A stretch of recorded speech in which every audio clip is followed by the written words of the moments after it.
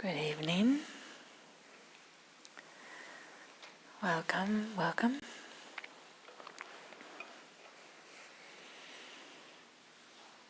So I'd like to start us off tonight with a poem that it's not so uncommon to be read by Dharma teachers. And then I'd like to take a theme that from the poem and build on it. So perhaps you've heard this before. The poem is called Autobiography in 5 Short Chapters by Portia Nelson. Autobiography in 5 Short Chapters by Portia Nelson. Chapter 1. I walk down the street. There is a deep hole in the sidewalk. I fall in. I'm lost. I'm helpless. It isn't my fault. It takes me forever to find a way out. Chapter 2. I walk down the same street. There's a deep hole in the sidewalk. I pretend I don't see it. I fall in again. I can't believe I'm in the same place, but it isn't my fault. It still takes a long time to get out. Chapter 3. I walk down the same street. There's a deep hole in the sidewalk. I see it is there. I still fall in. It's a habit. My eyes are open. I know where I am. It is my fault. I get out immediately. Chapter 4. I walk down the same street. There's a deep hole in the sidewalk. I walk around it. Chapter 5. I walk down another street.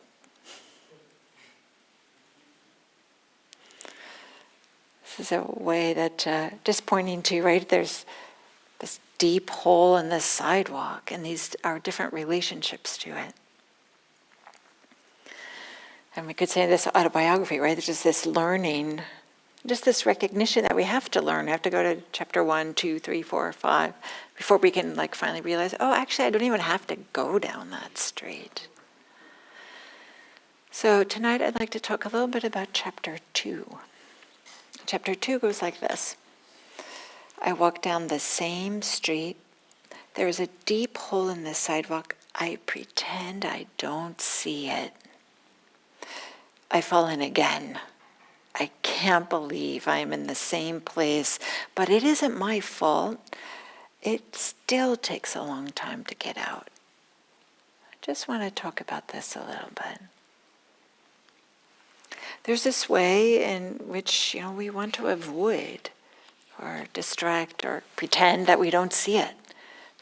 Whatever the hole in the sidewalk is for us, whether it's finally doing that big yard or that job in the yard that we've been putting off. Maybe it's having that difficult conversation with a coworker, or maybe it's finally getting around to get our finances in order, or maybe there's some emotional element that brings you to spiritual practice, this sense of things not quite right, maybe that can show up in so many different ways, a lot of grief or existential dread or confusion. There's so many different ways in which there can be a hole in the sidewalk, probably as many different ways as there are people here, certainly. And so maybe one thing I would say is that, it's fantastic that IMC is this all-volunteer organization, right? That it's everybody, that everything that we do here is done by volunteers and donations. But sometimes there can be a way in which people feel like, oh, okay, I want to volunteer. And they start volunteering a lot, and they feel good. They're doing all this way to support the center. But then they find themselves overextending themselves and maybe even becoming resentful. Like, why am I doing all this?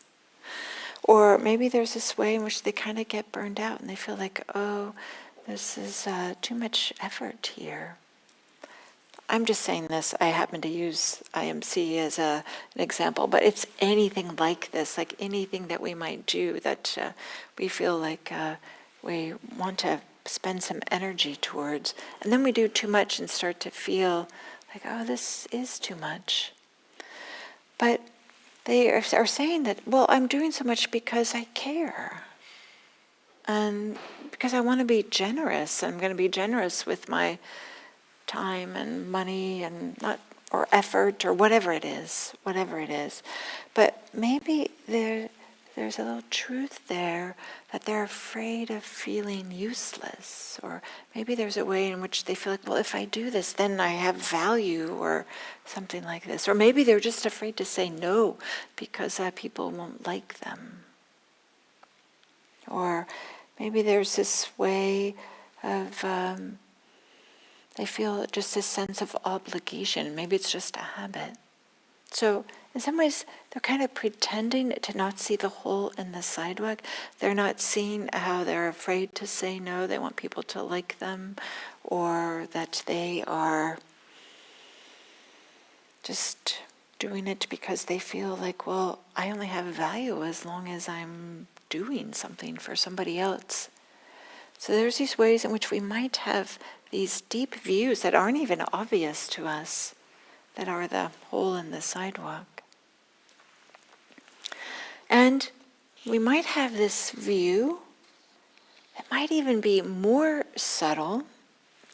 There's this way in which we have this idea that we should feel endlessly good all the time. Like, I should be having pleasant experiences all the time. And anything that isn't a pleasant experience, for example, feeling like I only have value if I'm supporting somebody else or doing something for somebody else, right? That doesn't feel good.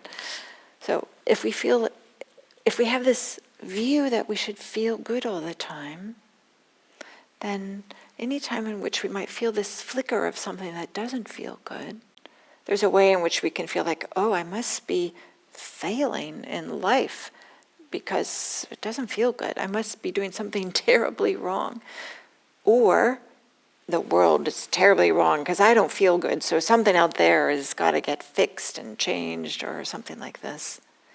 And just not seeing that there's this subtle view that like things should be pleasant all the time. Of course, we wish that, but I mean, if we think logic about it, it doesn't make sense. Of course, it's not going to be pleasant all the time. Anytime when there's growth or learning, it requires that we move into we get stretched a little bit into some new territory, and that stretching feels uncomfortable. And I mean, we have human bodies, and they're vulnerable. They get injured. They get sick. We have loved ones, and our relationships don't go as easy as we wish they would. Of course, there are times in which we don't feel comfortable. It's just part of what it means to be a human. But there's this way that I would say, even as a society, as well as, as individuals, we don't really have some tolerance for this discomfort. Instead, we've created so many ways in which there can be pain numbing or pain avoiding techniques in our life, right? These little rectangular gizmos in our pockets, right? There are these ways that they can just provide anything for you as soon as you want, right? Distraction or pleasure or whatever you'd like. But there isn't so much emphasis or so much, certainly not devices that will help us pain noticing. We're good at pain avoiding, but this pain noticing, oh yeah, I feel uncomfortable, and maybe can I just be with this discomfort as best I can, as opposed to just bouncing off of it with distraction or avoidance. So I want to talk a little bit today about some ways in which we may doing some of this distraction or avoidance and not even be aware of it. And one way is with using spiritual ideas, or spiritual, I'm using this word in quotes, ideas or practices as a way to maybe like sidestep or avoid some of these difficult emotions or some of these difficult experiences that we have. Might be using them to help us kind of like face maybe some of this, what Jack Kornfield calls the unfinished business of the heart. Some of the, I don't know what words to use for this, but maybe the tightness or that sense of, oh, I don't want to touch that inside, or some heaviness or some darkness or tightness or whatever it might be, So there's this word that sometimes gets used for this. It's called spiritual bypassing. Maybe you've heard of this word. It might be, I'm not sure though, that Chogyam Trungpa coined this word. I'm not sure though. That's what comes to mind. But it's this way in which we use the practices that are supposed to help us, support us with our problems, but we use them to avoid the problems or some of the issues. And I've done my share of this. Yeah, so I remember like being on a long retreat and just allowing, on longer retreats, there's just the mind and the body just settle and settle and settle. So a certain amount of concentration can arise. And I remember getting concentrated and then kind of feeling like, oh, look at me, look how concentrated I am. And then like at the end of the meditation, just feeling like all these emotions and a little bit of confusion, a little bit off balance, like, oh, okay, I gotta go meditate more. Then just going back in the hall, like, oh, look at me, I'm sitting more and getting more and more concentrated. And not realizing that I was just using the concentration, the settledness to just avoid whatever emotions were coming up.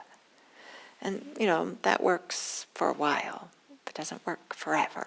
And I didn't even realize I was doing that. It wasn't until later I could see, oh yeah, I was kind of using this as a way to avoid what was happening. So we could say that this spiritual bypassing is a way that kind of like disconnects us from our feelings. Could say the uncomfortable feelings, or I could even say uncomfortable experiences. So maybe they're emotions, or I'll just use this word experiences.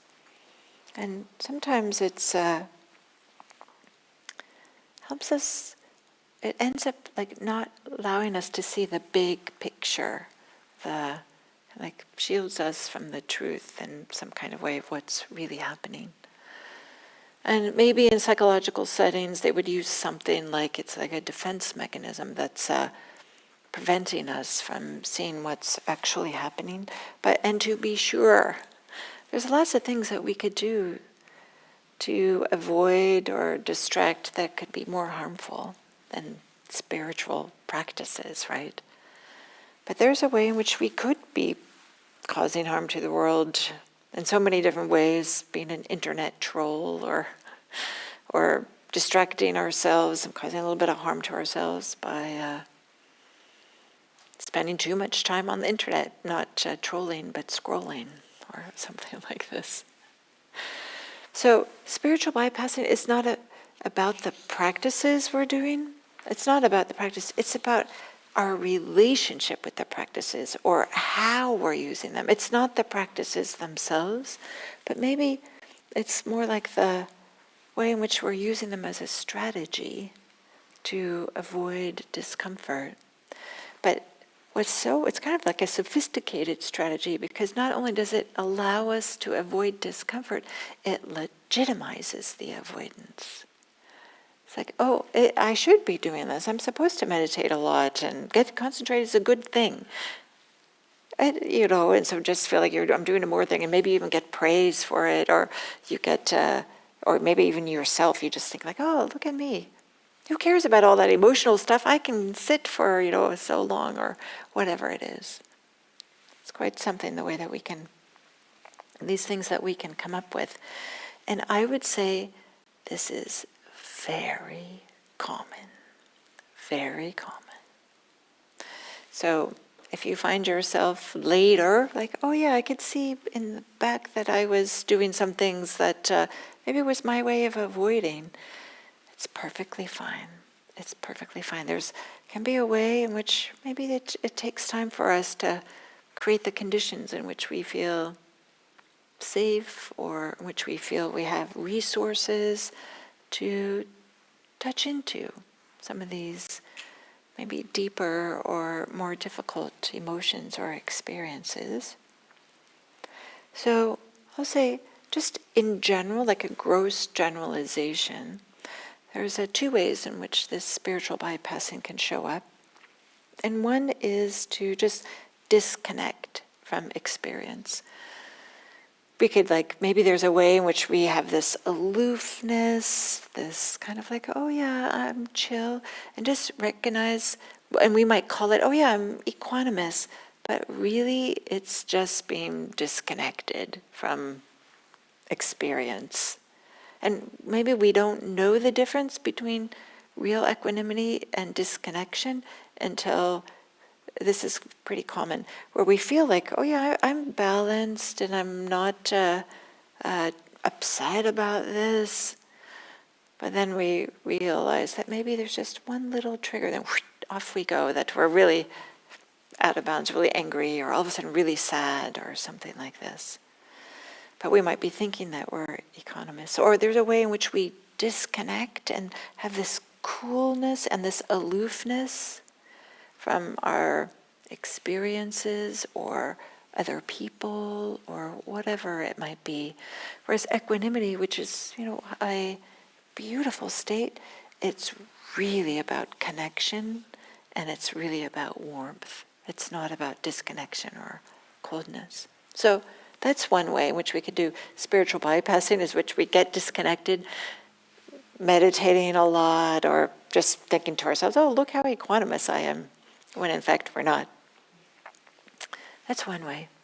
Here's a second way, is to be holding on to views, spiritual views, holding on to these ideas, or maybe we study a lot, about the suttas in this tradition, for example.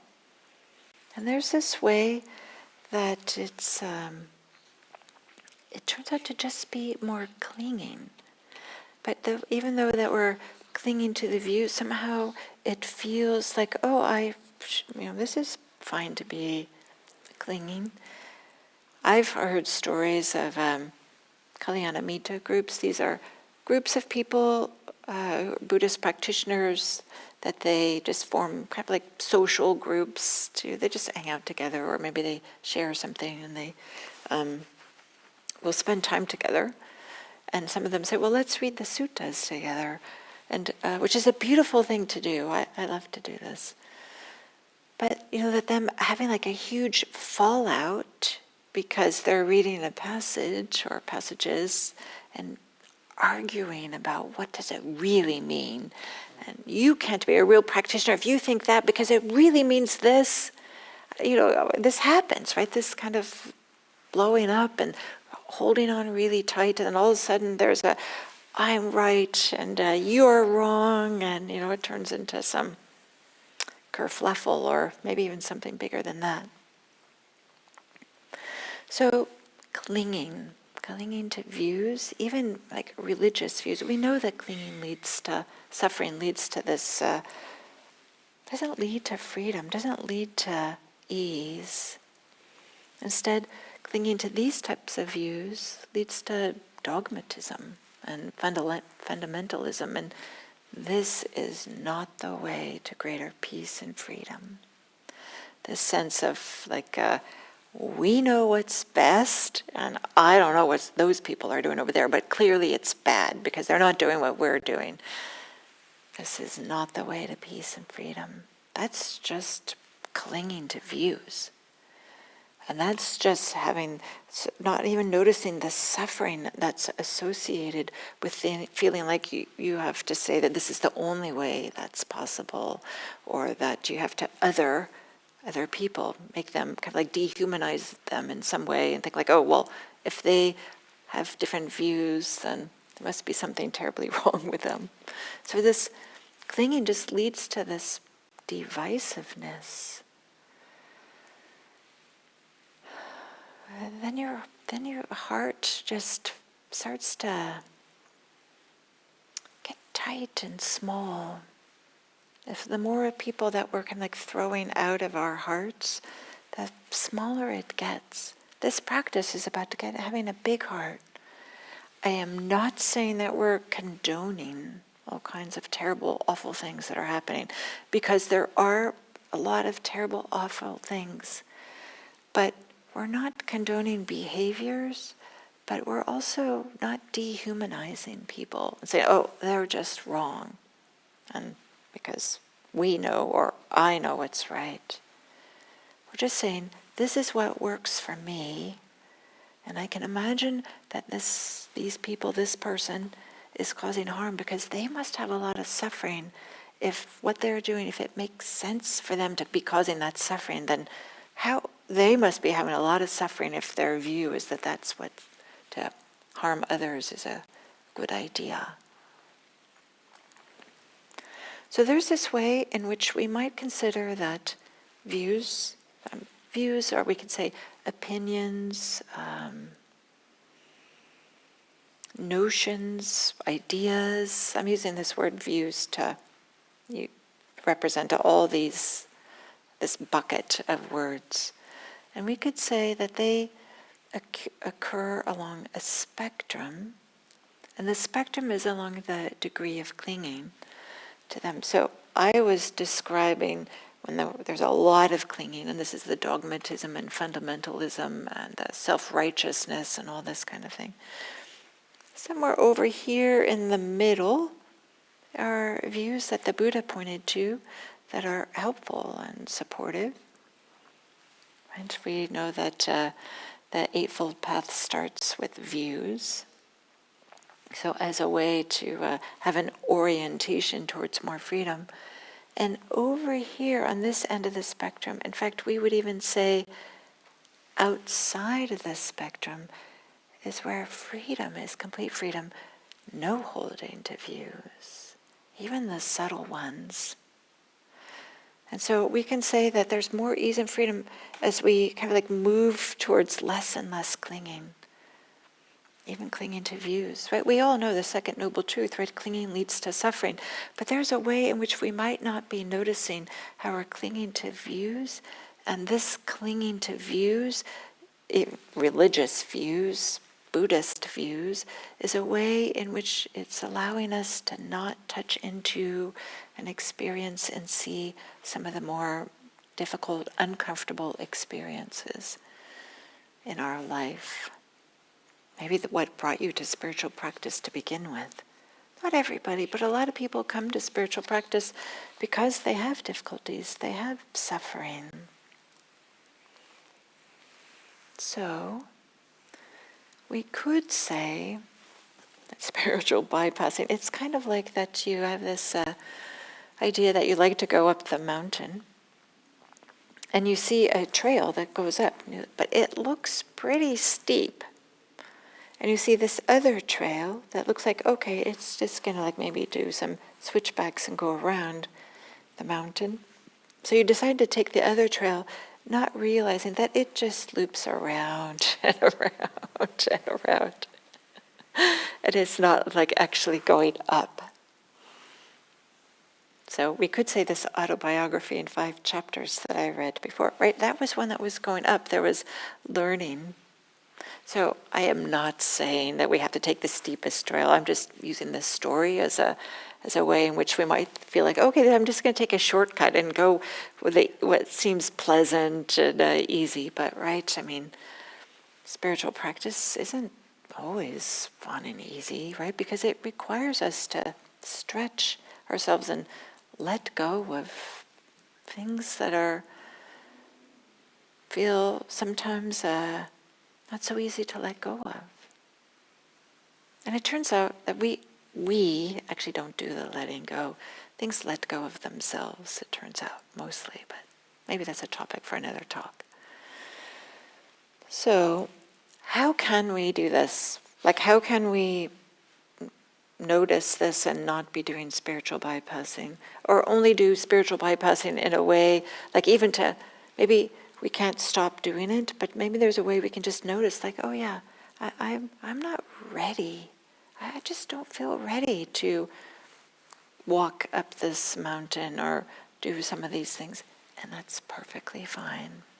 That's perfectly fine. We all start where we are, and we all work with what's happening then. There's absolutely no requirement for things to be done at a certain pace or in a certain order or anything like that. Because I don't want to send the message that, okay, jump into the most difficult thing, that thing that you absolutely want to avoid, you must do that. That's not what I'm saying. So what I'm saying is, can you bring mindfulness to all areas of your life, including your spiritual life?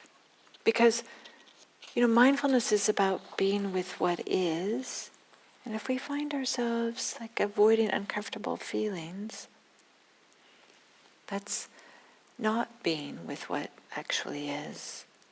And we sometimes just acknowledge the loneliness, the fear, the anger, the sadness, the confusion. I'm not saying we have to jump right in, but maybe it's helpful to just recognize that they're there sometimes. I feel sad. I'm really beepity beep beep angry, or something like this. Is there a way that you can recognize what's happening and, as best you can, allow it to be there? Like, yeah, anger feels like this. It feels like heat in the face. Feels like tightness in my hand. It feels like there's a fire in the belly, kind of thing, or whatever it is for you. Allow it as best you can. Feel it in the body. It turns out this is such a tremendous support. We want to think and think and think and figure things out and solve the problems, and I'm going to work on myself, which really means I'm just going to think more about this. It works a little bit, but the way is to really metabolize and shift and have things be different is to, as best we can, be embodied with them. And let the thinking take care of itself. But can we feel the tightness in the hands when there's anger, for example, and just be with the bodily experience with care and respect? Like, this is my experience right now. And the thoughts are but no, you have to fix this. And maybe there's a way you can trust that you don't have to fix it right now. Can you just recognize and honor your experience and feel it in the body? It'll be uncomfortable, but it's not going to be terribly uncomfortable. And if it is terribly uncomfortable, then you can stop and go do something else. But just to allow, like, oh yeah, the anger feels like this. The loneliness feels like heaviness, or maybe there's a crumpled or collapsed feeling. So to work with bypassing, spiritual bypassing, is to bring some mindfulness to our life and notice when some of these uncomfortable feelings arise. And as best we can we recognize them, allow them, feel them, and trust that you don't have to fix it that moment. There's a way, it's the bouncing off. It turns out to be distracting, the way that we're distracting ourselves. So often we feel like, oh, this is uncomfortable. Okay, well, I better go watch that video on attachment theories, or I don't know, something like this, or internal family systems. All these are fantastic things, but there's a way in which we just immediately want to jump off and do that, learn something, rather than be with the experience. So there's also a way in which we can apply some of our spiritual practice is to recognize that some of the difficult emotions might also have as part of them or integrated with them or born out of a wish for yourself or for others to be happy. And that, maybe this is part of your difficult emotion, or I'm using the word difficult emotion, the whatever is being avoided, but maybe there's some compassion there. Maybe that's what's underneath the difficulty. Your wish for other people to be happy, wish for yourself to be happy. And can you recognize this compassion there? This wish for others to be happy has warm-heartedness in it. It has care in it. It has respect in it. Can you honor that as well? So there might be something really difficult or even just mildly difficult, but there also might be some warm-heartedness that's part of it. Can we also acknowledge the warm-heartedness? So often we collapse into this, to the difficulty, and want to fix it and solve it with our minds and all this kind of stuff. I'm not saying those are terrible, bad things to do. I'm just saying part of it could maybe is just recognize the warm-heartedness, or maybe there's a wish for the world to be a better place, to be safe for you and for others. Can you also honor the beauty of the care for that as part of your experience? Maybe you can sit with that warm-heartedness, that compassionate wish as part of a way to be with your experience and be with, maybe we might say, use some of the spiritual things, the mindfulness and compassion, to be with what's uncomfortable. And then I'll end with reading this chapter, or this poem again. I love this poem. I just think it's so clever and playful, and it's just so evocative. With just not so many words, tells a lot. Autobiography in 5 short chapters by Portia Nelson. Chapter 1. I walk down the street. There is a deep hole in the sidewalk. I fall in. I am lost. I am helpless. It isn't my fault. It takes me forever to find a way out. Chapter 2. I walk down the same street. There's a deep hole in the sidewalk. I pretend I don't see it. I fall in again. I can't believe I'm in the same place, but it isn't my fault. It still takes a long time to get out. Chapter 3. I walk down the same street. There's a deep hole in the sidewalk. I see it is there, but I still fall in. It's a habit. My eyes are open. I know where I am. It is my fault. I get out immediately. Chapter 4. I walk down the same street. There is a deep hole in the sidewalk. I walk around it. Chapter 5. I walk down another street. So I'll close there and I'll open it up to see if there's some questions or comments. Thank you.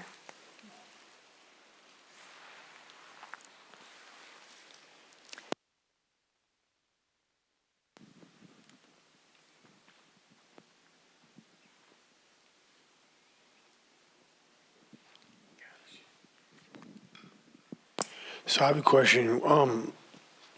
Would it be helpful to hold on to certain things really tightly? Like, for example, I say to myself, okay, no matter what happens, I'm going to stick with my morning meditation practice, or I'm going to stick with the Dharma, I'm going to stick with IMC. Like, sometimes could holding on to something like be helpful? Yes, absolutely, right?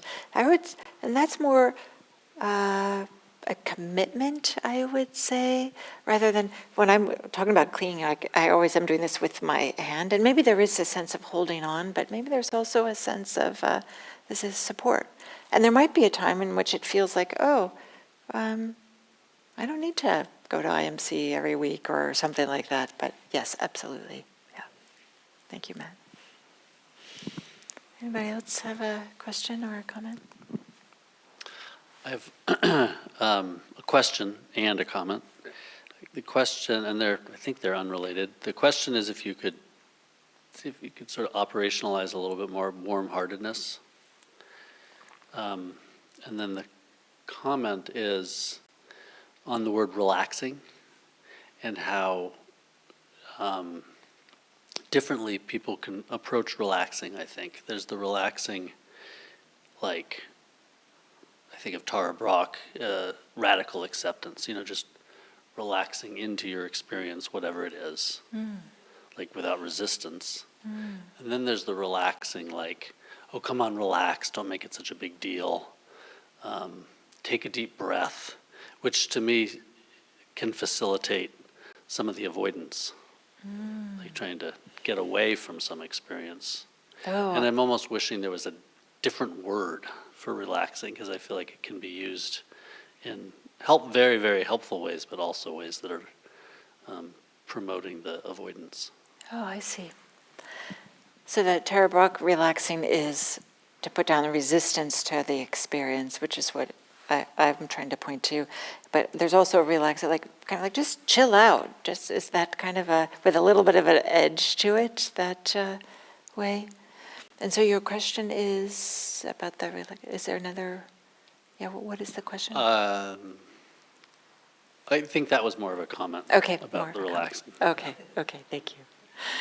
So then you're like to operationalize this idea of warm-heartedness. Yeah.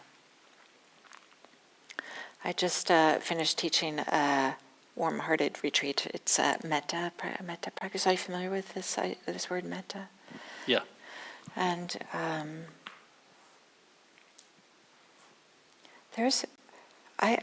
I'm actually going to connect a little bit what you said here, because I would say this Tara Brach's idea to relax into is to not have resistance. And I would say warm-heartedness is also about not having resistance. There's a way in which I'm doing this with my hands in front of my chest, there's a way in which we armor ourselves up in some kind of way, because we don't want to be vulnerable or hurt, or we don't want to feel our inner life, or we don't want people to harm us. And I would say warm-heartedness is a way, in whatever way makes sense, to soften a sense of armor and instead allow a sense of care, which I would say is naturally there when the armor starts to soften and go away. It's there, this warmth, care. I would also use the word respect and goodwill as these words. They're all in the family. You can choose a single word that resonates more. And they're all there, but it can also be helpful there to cultivate them, to stoke the fire, so to speak, to make the flame a little bit bigger. And then are you asking me, like, how does one specifically do this? Sure. Are you familiar with metta practice? Have you heard of this? A little bit, yeah. Yeah. So I'll just say briefly, there's a number of ways you can do this. It's where I recommend that people always start. Doesn't matter if you've been doing it for decades. I recommend that they always start with bringing to mind a lovable being, an uncomplicated relationship. So for most people, because it's often imaginary, kittens, puppies, babies, or maybe it's grandkids or a coach you had when you were a kid. So it's not, the emphasis is on uncomplicated. So sometimes people we have relationships with, we have a mixture. Of course we do. So bringing to mind a being, it can be imaginary or real, that in which there's just naturally a sense of, oh, For me, it's kittens. I'm literally like just imagining kittens. And there's a like, oh, it's, I don't know, I can't help it. I just have this soft spot for that. And then I connect with them. I kind of like allow this, I'm pointing to my chest again, this softening that's happening. And then to support the connection, we say phrases.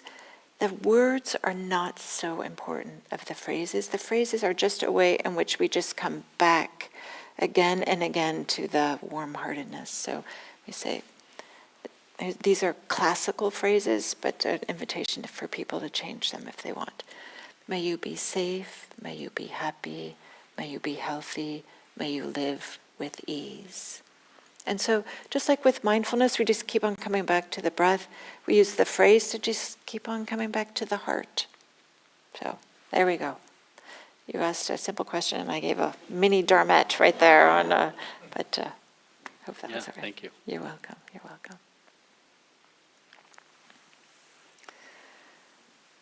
Anybody else have a question or a comment?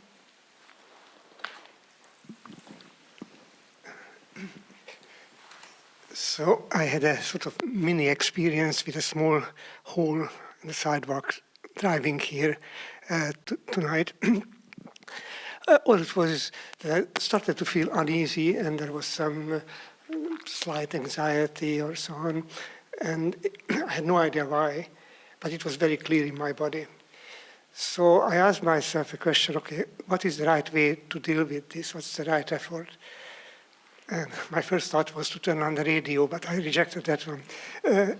So the next one was that maybe I should dig into my day or the last week or the people I know and see what is it. But that I thought, I'll come up with a good intellectual explanation and I'm going to fool myself. Oh. So then I thought, all right, the other thing is just don't do anything, but just sit with it and feel it. And I actually chose that one. But then the problem was, I thought, told myself, I'm lazy. It would have been so much more difficult to figure out what's going on. I took the easy way out. So, and even at this moment, I don't know what would have been the right effort. And here's the beautiful thing, you don't need to know. Because do you have the anxiety feeling right now? Actually, I agree. That's another thing I came up with, that since neither one is superior to the other, at least not in this moment.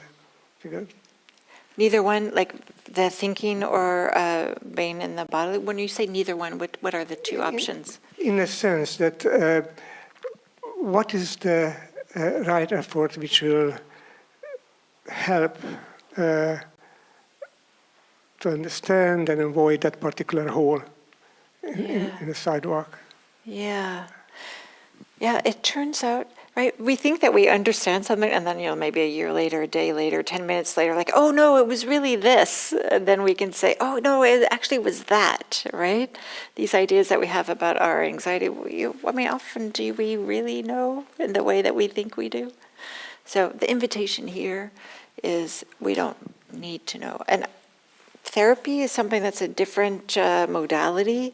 With here, I would say certainly in meditation, and I just find in my life just to honor and respect the experience. The experience comes up and ends, and if there's something to know, it gets known. It just beep, like, oh, yeah, right, I shouldn't have sent that email earlier, or whatever it is. It turns out that we don't have to do as much intellectualization as we often like to do.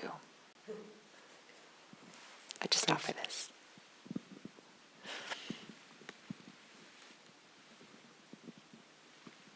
Speaking from somebody, right, who loves to do that kind of stuff.